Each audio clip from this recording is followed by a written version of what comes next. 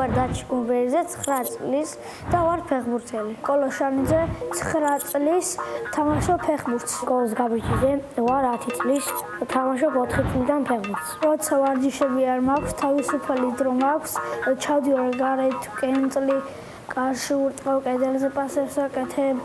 თითქმის ყოველ დღე ვარჯიშობ. როდესაც ვარჯიშები არ მაქვს ხოლმე ფეხბურთი, ჩავდივარ ყოველთვის ეზოში, თამაშობ ჩემ მეგობრებთან ერთად ფეხბურთს. რაც ფეხბურთზე შევედი, გაზიან სასმელებს არ ვშვალ და წყალს ვშვალ. მე ხილებიდან ყველაზე მეტად მიყვარს საზამთროდან ეს. მიყვარს ვაშლი, მარწყვი, ბანანი. ბოსტნეული, ბულგარული მიყვარს, სტაფილოც მიყვარს, კიტრის და პამიდორიც. ყველაზე მეტად მიყვარს კიტრი. სტაფილო, ბროკოლი და ესა ჭარხალი. ვიცი რომ არა ჯანსაღია შეულო, მაგრამ ხანდახან ვჭამ. მიყვარს ბურგერი, მაგრამ არ მინდა რომ მივიღო ხოლმე ხშირად, რადგან არა ჯანსაღია და ძალიან ცუდია ორგანიზმისთვის და მით უმეტეს ფეხბურთელისთვის ან სპორტსმენისთვის. წიწიბურა არ მიყვარს, მაგრამ მე მაინც და ყველაზე მეტად ბრინჯდაფილი მიყვარს. ჯაფსანდალი არ მიყვარს და მეუბნებიან, მაგრამ არ ვჭამ. ჩემ შემთხვევაში ბადრიჯანი არ მიყვარს, მაგრამ მაინც ვჭამ. დედა ჩემი და მამა ჩემი მეუბნებიან, რომ კარგად უნდა იყებო და არ უნდა იყებო ცოტა ცოტა ფეხბურთისთვის ცოტა იყვებებ, ვერ ითამაშე ფიზიკურად და თუ კარგად იყვებებ, ხელშეკიწყოს და უფრო კარგად იქნები. ვარჯიშის წინ ყოველთვის მივუწევ წვიანს ან წვნიანს ან ბორშს ან სოუსს. თამაშის წინ ვჭამ ბანანს და ვშვალ იოგურტს. ვარჯიშის წინ ვჭამ წიწიბურას ან ხორცს, იმიტომ რომ ძალა გამყოს და ჯანზე იყო. ვარჯიში რო დასრულდება, მივდივარ სახლში, ვისვენებ და ვჭამ სულ ხარჯს. სკოლის პერიოდში 9-ზე ვიძინებ და ესა 7-ზე ვიღვიძებ.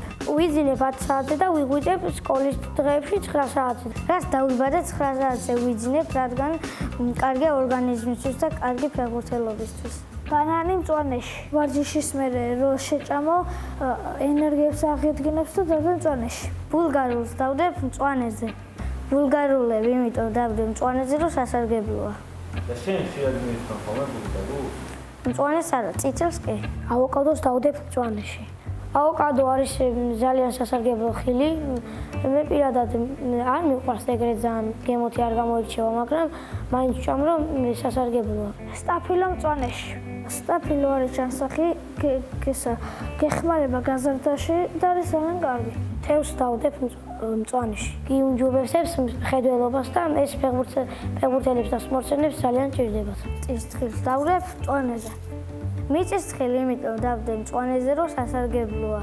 წითელზე მე იმიტომ დავდებ მიწისთხილი, რომ როდესაც ვჭამ ხოლმე ბევრი დოზით ვიღებ და ეს ძალიან ცუდია. მე ხველებას მაწყებინებს და რაღაცებს და იმის დიდი ხანია აღარ მიჭამია და აღარც მაწუხებს ხველება და მუცლის ტკივილი ხოლმე. ვაშლი მწვანეში. ვაშლი არის ძალიან კარგი. ვარჯიშის წინ მიირთვა, იმიტომ გაგბირავს და ვეღარ ირბენ და ვაშლი როცა წამ კბილებისა და გერეცხება რა. ორაგულს დავდებ მწვანეზე. მწვანეზე იმიტომ დავდე ორაგული, რომ სასარგებლოა. ბროკოლს დავდებ მწვანეში. ბროკოლი იმიტომ დავდებ მწვანეზე, რომ ძალიან სასარგებლოა და თითქმის ყოველ დღე ვიღებ ბროკოლს მე. ყველი ყვითელში. ყველი იმიტომ დავდე ყვითელზე, რომ ცოტა მე არ მიყვარს და მარილებს ცოტა ბევრი. პურს დავდებ ყვითელზე. პური მე ყვითელზე იმიტომ დავდე, რომ შომ შეიცავს და ასუქებს ადამიანს. ბარკალს დავდებ ყვითელზე. ხათამ იმიტომ დავდებ ყვითელზე, რომ ცხიმში იწვება და ორგანიზმისთვის არ არის კარგი. ნაყინი ყვითელში. ნაყინი იმიტომ დავდებ ყვითელში, რომ შეიცავს ტკბილს, მაგრამ ცოტა კაია. კრუასანს დავდებ წითელზე. კრუასანი იმიტომ დავდებ წითელზე, რომ ცომეულია და შოკოლადი აქვს. მინერალურ წყალს დავდებ წითელში. მინერალური წყალი იმიტომ დავდებ წითელზე, რომ გაზიანია და მე გაზიანს ავშოვ. გაზიანი სასმელი წითელში. გაზიანი სასმელი იმიტომ არის ცუდი, რომ ცოტა გაბერავს და ვარჯიშში წახვიდე, იქ ვეღარ ირბენ და თამაშიც ვეღარ ითამაშებ. კარგად ჩაკეთება ცოტა თამაში. სოსის დავდებ წითელზე. სოსის იმიტომ დავდე წითელზე, რომ არა ჯანსაღია. სპორტსმენებისთვის ჯანსაღად ყვება აუცილებელია, რადგან უფრო ძლიერები და ღონიერები იყვნენ. მარია ექიმი რასაც მეტყვის იმას გავითვალისწინებ, იმას ვიკოვებ და ისა წარმატებული ფეხბურთელი ვიქნები. მარია ექიმის სიტყვებით უნდა გაითვალისწინო ძალიან, რადგან ჯანსაღი საკვები არის ჯანსაღი საკვები გეხმარება ენერგიისთვის, გეხმარება რომ კარგად ითამაშო, კარგად ივარჯიშო და მიაღწიო მიზანს.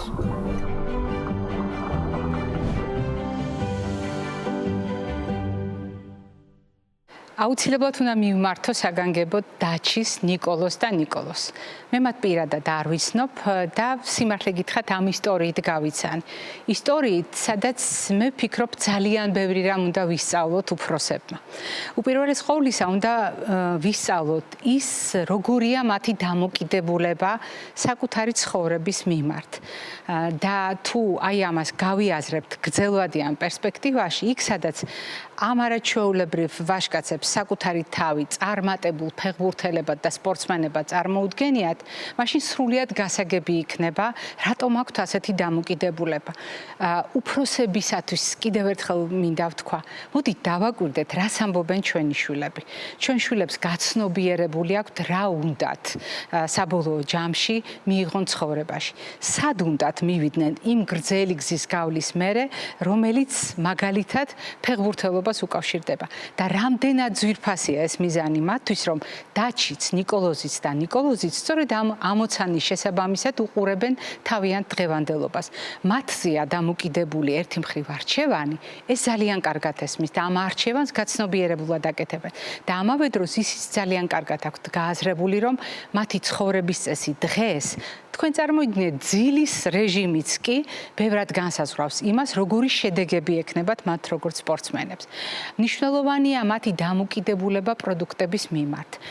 მაშინაც კი, როდესაც აქვთ ცდუნება ესა თუ ის პროდუქტი მიირთვან, მე შეგნებულად გამოვტოვებ ამ პროდუქტების სახელწოდებას, არ ავიწყდებათ რა არის სასარგებლო, რა არის ნაკლებად სასარგებლო და სად უნდა დაიცვან ზომიერება. აგრეთვე ძალიან სწორად აკეთებენ არჩევანს და ჩამონათვალს მიაქციეთ ყურადღება. ისინი ირჩევენ წყალს, ტკბილი გაზიანი სასმელების ნაცვლად, ისინი ირჩევენ ბოსტნეულს, ისინი ირჩევენ ხილს. თუმცა აქვთ გარკვეული სტერეოტიპული წარმოდგენები და ზუსტად ვიცი, რომ ამასაც შეიცვლიან. მაგალითად, რომ ქათმის ხორცი ცხიმს იწოვს, რომ მაგალითად პური ცომია, ცომი კი ასუქებს, რომ მაგალითად მინერალური წყალი გაზიანია და ამიტომ არ არის სასარგებლო. აქ ვფიქრობ, მათ ცოდნა დაეხმარებათ, რომ უკვე ჩამოყალიბებული ეს წარმოდგენები შეცვალონ. მაგრამ ერთი საკითხი, რაც მინდა აუცილებლად გაითვალისწინონ ამ არაჩვეულებრივმა ფეხბურთელებმა. როდესაც კვებას გეგმავთ ვარჯიშის წინ და ვარჯიშის მერე, არ დაგავიწყდეთ ამ კვებაში გაითვალისწინოთ ინტერვალი, რა დაშორებაა კვებასა და ფიზიკურ აქტივობას შორის და საკვები პროდუქტები, რომელსაც გამოიყენებთ. უშუალოდ ვარჯიშის დაწყების წინ, რომ არ უნდა დავიტვირთოთ, მე ვფიქრობ, ეს თქვენ ძალიან კარგად იცით. როგორ უნდა შევახამოთ პროდუქტები? მე ვფიქრობ, ამაში მშობლებიც მოგეხმარებიან და აუცილებლად გეტყვიან, რომ ხორცს 3-4 საათი ჭირდება გადამუშავებისთვის და არ არის მაინც და მაინც მიზანშეწონილი დიდი რაოდენობით ხორცს პროდუქტები უშუალოდ ვარჯიშის წინ მიირთვათ. მაშინ, როდესაც მაგალითად არჩევანი იოგურტისა და ბანანის შეხამებასთან დაკავშირებით, სიმართლე გითხრათ ძალიან მომწონს და მთავარი როდესაც თქვენ მიზნებზე საუბრობთ, არასოდეს დაანებდეთ რეალობას და არასოდეს დაგავიწყდეთ თქვენი დიდი მიზნები. მე დარწმუნებული ვარ, თითოეული ჩვენგანი, ვინც ახლა დღეს ამ სიუჟეტს უყურებ და სულ მალე თქვენი გულშემატკივრები აღმოჩნდებით სტადიონებზე. მოკლედ, ეს იყო ახალგაზრდა კაცების დამოკიდებულება და მე ძალიან მიხარია, რომ მათ ასეთი სწორი და საღი დამოკიდებულება აქვს კვების მიმართ.